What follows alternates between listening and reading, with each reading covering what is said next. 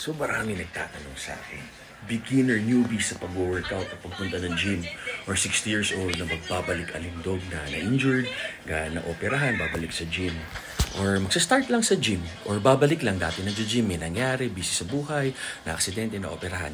Lahat po yan, parang itong social media. Lahat po tayo magsa-start sa pinakasimula, sa 0 followers. So magsa-start tayo sa 0. Halos walang weight, and then after ilang weeks, progressive overload resistance training. Magdadagdag tayo ng reps, kung ilang beses mo gagawin, or na set.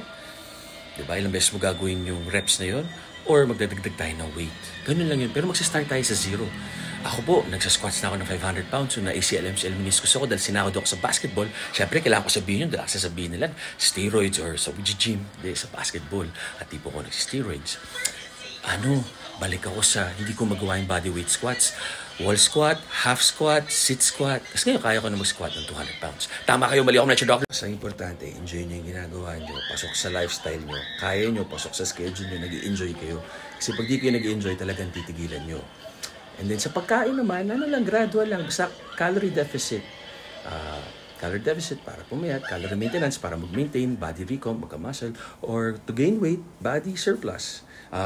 Calorie surplus. Paano yung calorie surplus? Kain ka na more protein, more carbs for energy. Or kung hindi naman carbs, sa fats mo kunin. Ganun lang, either or, pero yung protein yung mahalaga. To maintain, ganun lang. Pwede mo ibaba yung carbs and fat, taas mo yung protein. Para naman mag-deficit, taas mo yung protein. Kasi yung protein, meron siyang thermogenic effect. Iinit yung katawan. Tsaka nakakabusog feeling. Hindi kagaya ng carbs, tsaka fats. Ang sarap, walang kabusugan. Kaya mo unlimited na kanin, spaghetti, bread.